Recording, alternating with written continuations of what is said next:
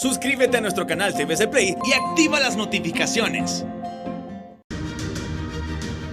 Hola, ¿qué tal amigos televidentes de Día Político? Hoy es lunes 29 de marzo, iniciando la Semana Mayor, la Semana Santa, pero los temas políticos siempre son actuales en nuestro país. En esta ocasión me acompaña el director ejecutivo Omar Rivera, pues en los últimos días, en las últimas horas, el Consejo Nacional Electoral ha sugerido despolitizar las MER, las famosas MER, donde ellos aseguran que por ahí es específicamente que se está haciendo los dichosos fraudes. Usted comparte con el Consejo Nacional Electoral. Ingeniero, un gusto saludarle a través de Día Político de TSI. Bueno, es un gusto saludarlos a todos ustedes. Es un placer poder compartir para discutir un tema que desde la sociedad civil hemos estado planteando en los últimos años, y es este asunto de la despartidización, de la integración de las mesas electorales receptoras. Nosotros hemos reflexionado que luego de lo acaecido en las recién pasadas elecciones internas y primarias de los partidos políticos, pues no hay otra ruta más que retomar la iniciativa de ciudadanizar la integración de las mesas electorales receptoras, a fin de evitar que la clase política, como lo hizo ahorita el pasado 14 de marzo, manipule el escrutinio que se da en las urnas, tal cual, como lo decía, ocurrió no solamente en estos pasados comicios internos y primarios, sino a lo largo de las últimas décadas. Nosotros estamos convencidos que lo mejor para el país y lo mejor para la correcta realización de las elecciones generales de noviembre del 2021 es que se despartidice la conformación de esas mesas electorales, a fin de que los ciudadanos no militantes de los partidos políticos vayan a integrarse a esas instancias, más que a defender los intereses particulares, que vayan a resguardar la voluntad popular del pueblo expresado en las urnas. Y esta modificación a la normativa electoral que permita la despartidización y el protagonismo de los ciudadanos integrando las MER se puede hacer en el marco del debate legislativo y la aprobación de la nueva ley electoral. Hay analistas que sugieren de que participen mejor los estudiantes de la máxima casa de estudios, un ejemplo. Sin embargo, sabemos que todos tienen un amor, un corazoncito a un partido político. Esto de despolitizar esta MER sería algo muy extenso, un tema muy... saliéndose de lo político, nadie se va a salir, don Omar.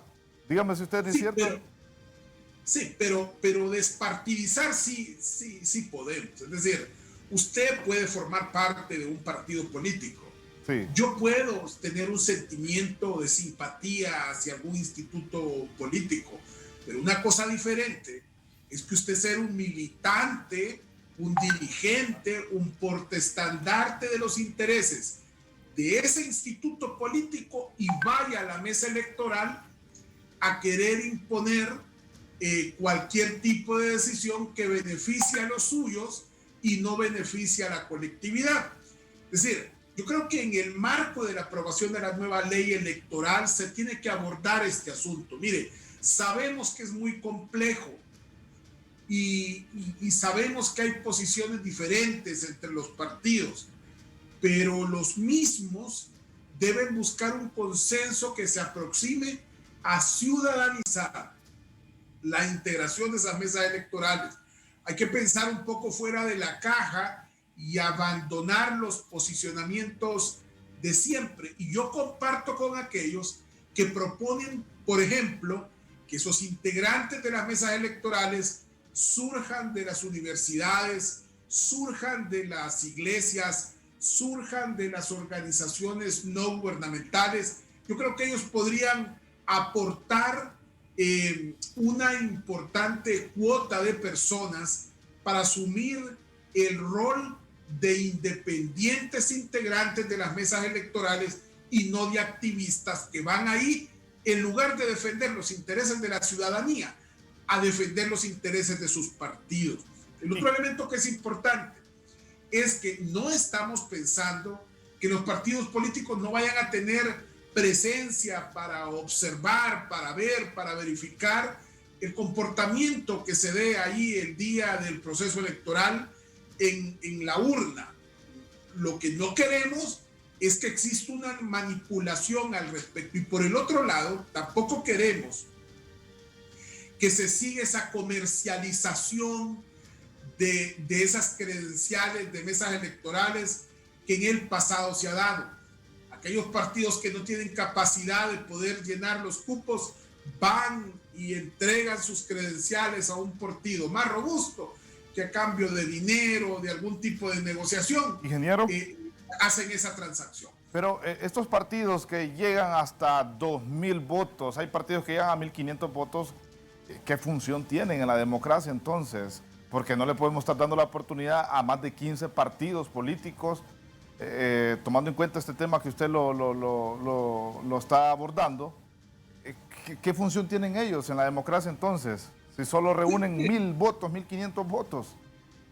Sí, yo creo que todo el mundo tiene la oportunidad, el derecho de participar. Lo que no podemos cargar sobre la espalda de partidos políticos que no tienen suficiente robustez es ese tipo de responsabilidades que al final no cumplen. Mire, lo observamos ahora mismo y ve usted los problemas que hay en los tres partidos políticos.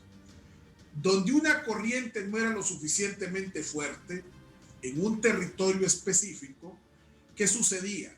No enviaban a sus representantes de mesas electorales y quedaba entonces, como es una distribución de los partidos, de las corrientes, de las facciones, de los movimientos, quedaba el único que podía llevar la gente a la mesa electoral a sus anchas, haciendo y deshaciendo en función de la debilidad del otro.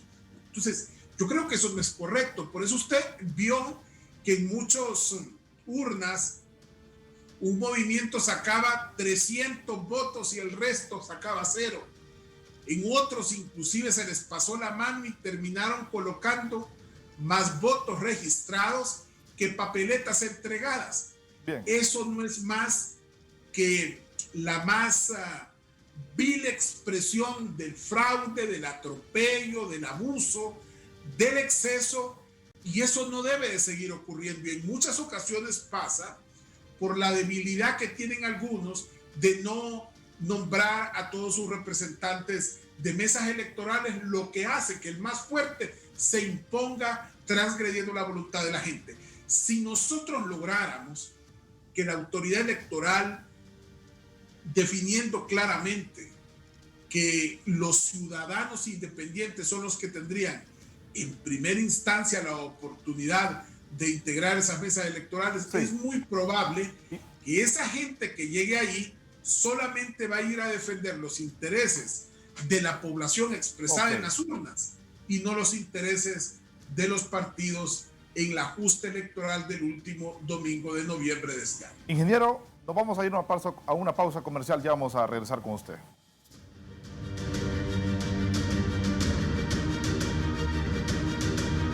Despolitizar las mesas electorales, esto es lo que ha sugerido el CNA al CNE, pero ¿qué sugiere la sociedad civil, ingeniero Omar Rivera?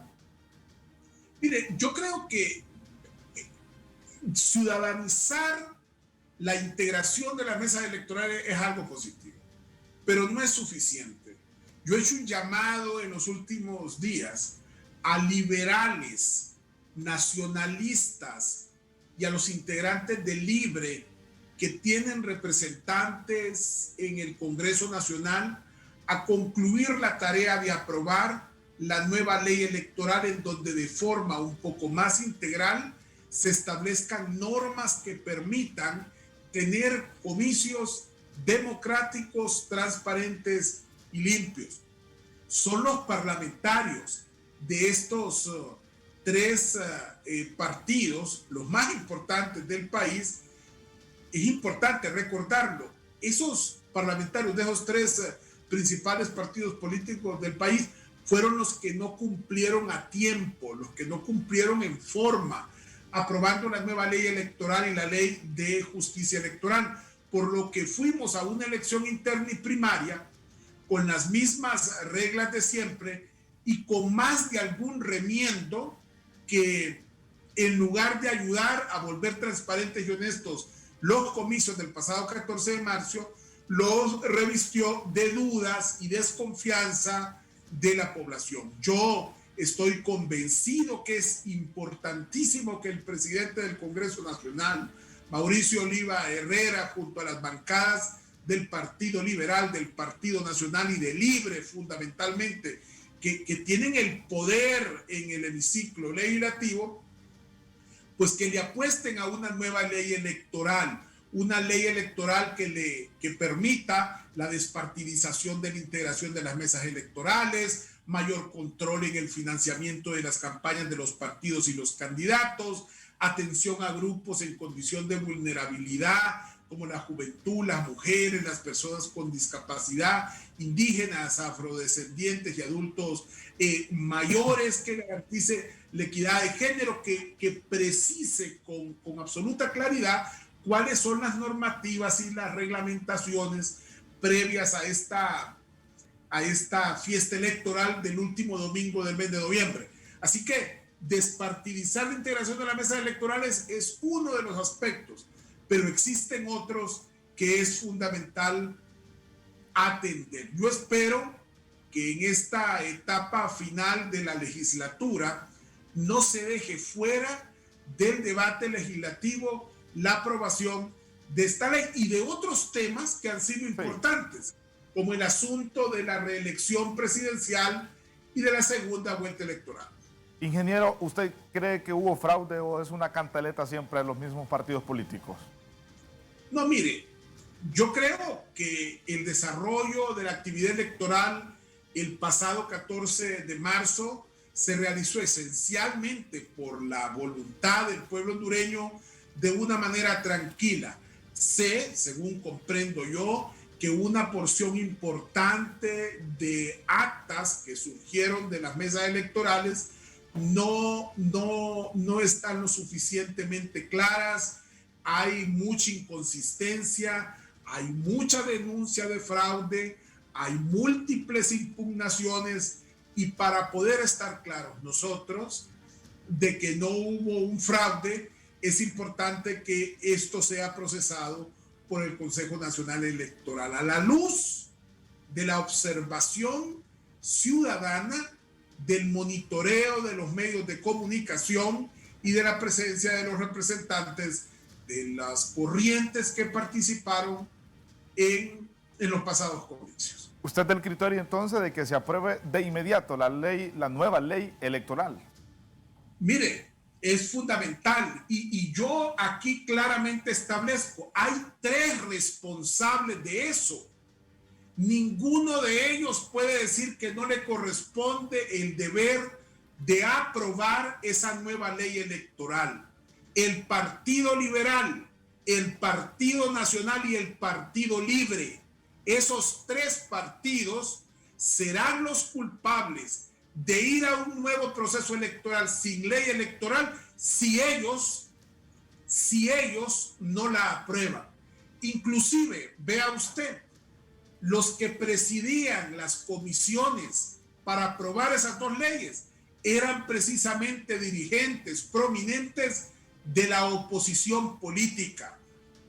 Yo no quisiera pensar que ese triunvirato de partidos, que esa alianza que tienen liberales, nacionalistas y libres en el Congreso Nacional, en el marco de este proceso de redacción y aprobación de la nueva ley electoral y ley de justicia electoral, adrede estén postergando la fecha de aprobación de estos dos instrumentos legales tan importantes en beneficio de sus particulares intereses.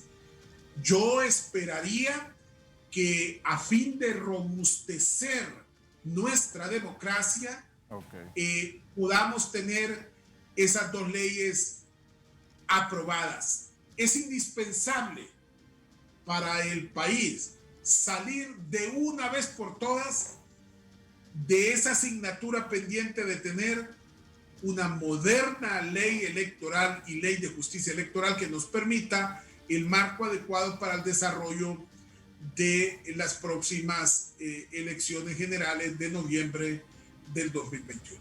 Bien, le agradecemos esta participación importante del ingeniero Omar Rivera, secretario ejecutivo del FONAC, haciendo estas sugerencias también al Consejo Nacional Electoral. Vámonos a una pausa comercial, no nos cambien.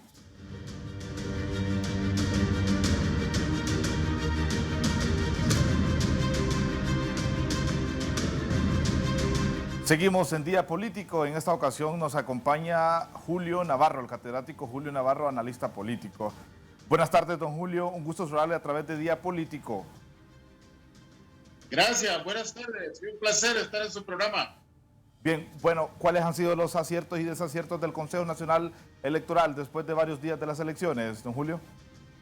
Mire, uno de los grandes aciertos que pareciera que no lo reconocen al Consejo Nacional Electoral es haber llevado a cabo las elecciones primarias. Porque en Honduras pareciera que los que más comprometidos estuvieron con que realizaran las elecciones primarias fue el Consejo Nacional de Elecciones.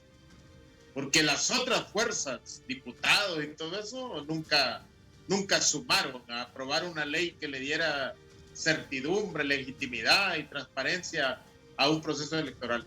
Ese ha sido el gran acierto.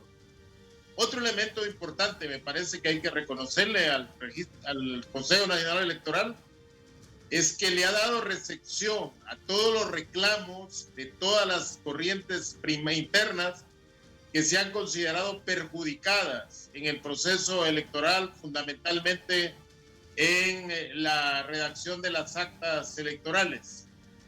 Y ha dicho el Consejo Nacional Electoral que esas acciones van a trascender a la vía jurídica, o sea que donde haya alteración realmente de resultados van a ser transferidos a la Fiscalía de Fraudes Electorales, fiscalía que nunca ha actuado en Honduras, ni por mutuo propio, ni tampoco por petición de alguien. Ojalá que esta vez actúe para en Honduras crear un precedente contra aquellas personas que hacen fraude en la mesa y precedente contra los que promueven fraude. Yo creo que esos son grandes aciertos. Sin duda ha tenido sus enormes debilidades que también todo el mundo las conoce. Pero ¿cuáles son estas debilidades? ¿Qué hacer con esto? Bueno, hay bastantes analistas son del criterio que hay que despedir por lo menos a uno. Hay que quitar a uno por lo menos. Don Julio, ¿usted cree esto? Bueno, mire, una de las grandes debilidades del Consejo Nacional de Elecciones es que nunca logró consenso a nivel interno. Siempre había dos representantes por un lado y otro por otro. Esa es una enorme debilidad. Pero eso responde al problema que tenemos en Honduras, que nuestros representantes a esos organismos representan a sus partidos políticos. Y si esto le dan línea en un sentido, la van a cumplir ahí. El otro, me parece a mí, factor de debilidad es que dieron demasiado tiempo a los dirigentes de los partidos políticos para que entregaran en forma inmediata, el día que se realizaron las elecciones, las actas, tanto a nivel departamental y municipal, presidencial, de diputados y de alcaldes. Yo creo que en ese sentido, el Consejo se tardó mucho en dar a conocer resultados oficiales. Y eso creo conjetura si puede hacer que haya permitido de que haya manoseo de resultados. Bien.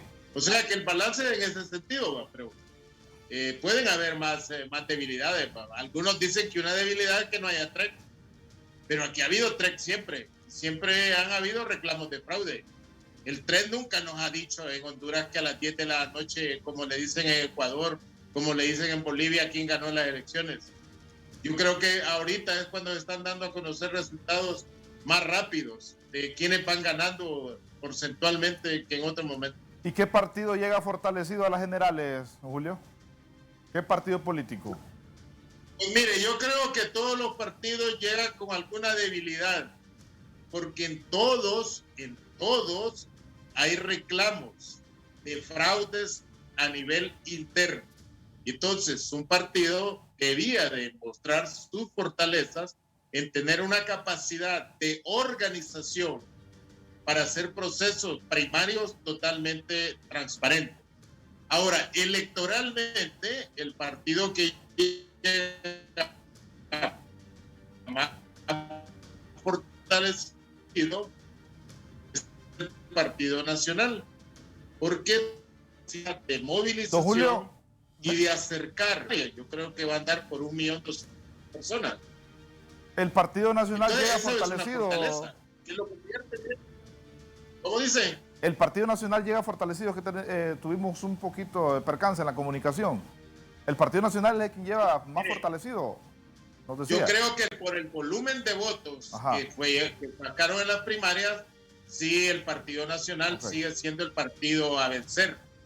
Recuerde que es un partido que hizo un ensayo hoy en estas primarias de cómo movilizar los recursos, tanto materiales, físicos, de transporte y humanos, como para llevar la gran cantidad de sus simpatizantes y otras personas, me parece a mí, intimidados o obligados a votar. ¿Por qué le digo esto? Porque a mí me parece sospechoso que en el Partido Nacional sigan apareciendo más de 200.000 votos nulos y blancos, cuando la militancia de este partido tiene cultura electoral. ¿Es preocupante estos votos nulos para el Partido Nacional? Sí, yo creo que son preocupantes, porque mire, por el desarrollo de las actividades de clientelismo, de asistencialismo social que hay dentro de 14 programas que tiene el Partido Nacional orientados a favorecer poblaciones disminuidas económicamente, eso puede ser que esa gente se vea obligada a ir a votar. Porque recuerde usted que en las primarias hay 3 urnas. Hay tres aulas. Hay un aula donde está la bandera liberal, en otro la libre y en otro el Partido Nacional. Es muy difícil que una persona que está siendo beneficiada de un programa social del gobierno pueda ir a votar a cualquier otro partido. Entonces se ve obligado a ir a votar al partido que esté en el gobierno, pero ¿qué? Termina anulando o votando en blanco. Mire, es una investigación interesante que habría que hacer, porque también salen blancos y nulos en los otros partidos en cantidades que no tienen relación con el volumen de blancos y nulos que aparecen en una elección general. Le agradecemos esta participación aquí en Día Político. Un gusto saludarle, don Julio Navarro. Feliz noche. Mucho gusto, igualmente. La orden. Bien, hasta aquí Día Político. A continuación, el licenciado Edgardo Melgar con Noticieros Hoy Mismo.